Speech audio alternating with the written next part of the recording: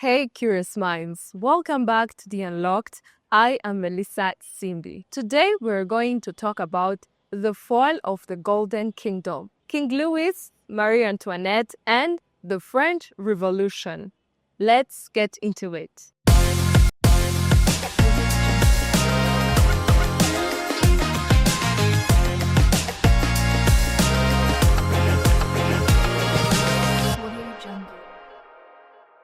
Before, there were king and queen.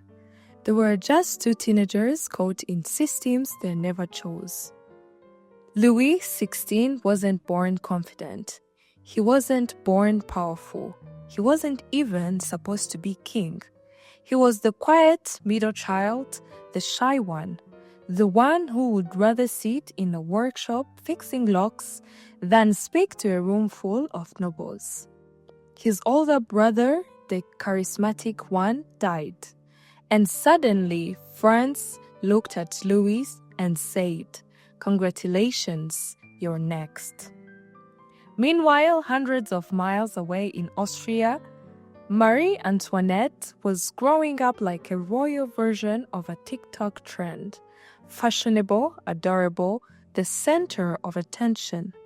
Her mother, Empress Maria Theresa, had 16 kids, and every child was a political chess piece. Antoinette's future? Already decided at birth. She wasn't prepared for the pressure. She wasn't ready for the gossip. And she definitely wasn't ready for Louis. They married in 1770. Louis was 15. Antoinette was 14. Two kids, nervous, confused, and expected to save Europe through marriage. Was it love? No. It was politics. It was paperwork disguised as romance. And the French court, they watched every move these kids made, especially in the bedroom. They needed the couple to produce an heir, and when they didn't, the rumors exploded. Instead of talking to Louis directly, Europe started roasting them in pamphlets. Imagine 18th century tabloids calling the king awkward, weak, cold, even claiming he was too nervous to perform his royal duties. Some pamphlets even said he would panic so much in public that he'd, lose control of himself. Were these true? No. But it shows the level of humiliation they went through. Antoinette coped the only way she knew: fashion, jewelry, perfumes, theater, and parties. So many shoes, over 500 pairs, throughout her life as queen. Were they living too big? Absolutely. But to her, it was survival. Imagine living somewhere so beautiful, it slowly destroys you. That was Versailles. Yes, it shimmered, yes, it glowed, but every hallway whispered judgment. Every move was watched. Marie Antoinette woke up each morning to 50 people watching her get dressed, literally. They critiqued her hair, her shoes, her jewelry, and her smile. Louis struggled in meetings, avoided confrontation, and was terrified of disappointing friends.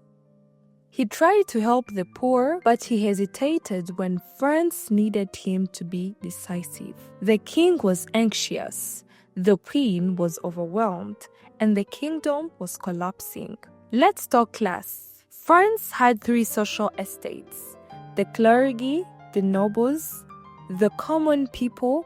97% of the population. Guess who paid most taxes? Yup, the poor. Bread was life. Bread was survival. And by the 1780s, bread was becoming expensive. Too expensive. While Antoinette was being fitted for silk shoes, mothers in Paris were boiling grass to eat. This is where history gets twisted. Let them eat cake. Marie Antoinette never said that. but once you become the face of a nation's anger, truth doesn't matter. In 1789, everything changed. The Third Estate, the common people, broke away and formed the National Assembly. Crowds stormed the Bastille, not for weapons but for hope.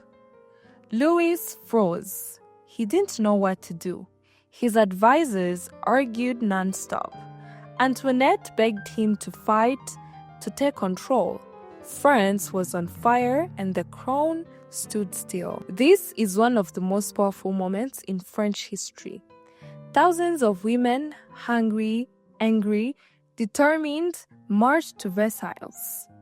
Rain poured, mud swallowed their shoes, but they didn't stop. They stormed the palace, they demanded bread, they demanded justice.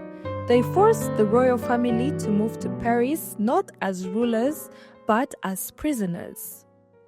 Versailles, the dream palace, died that day. In 1791, Louis and Antoinette tried to run, quietly, secretly, in a disguised carriage.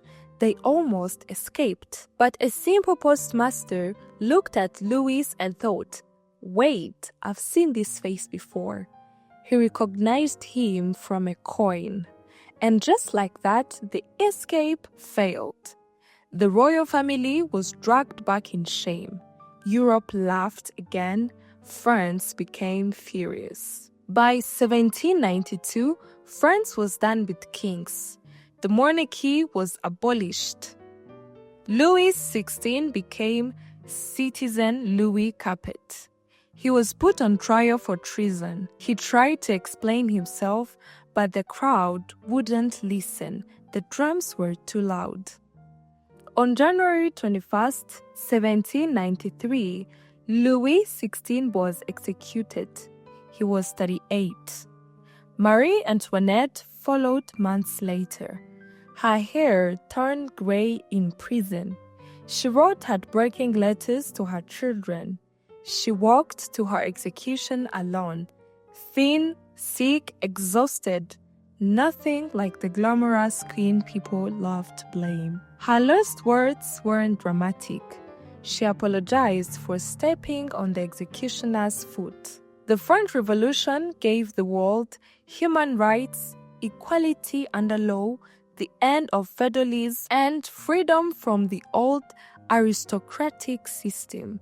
But it also unleashed mass killings, political chaos, civil wars, and eventually Napoleon. The tragedy: most people don't realize Louis and Antoinette weren't monsters. They were overwhelmed humans trapped in a system collapsing under its own weight. And once the image of a villain sticks, there is no escaping it. Thank you for watching us today. Please don't forget to like, comment, share, and subscribe for the more unlocked videos.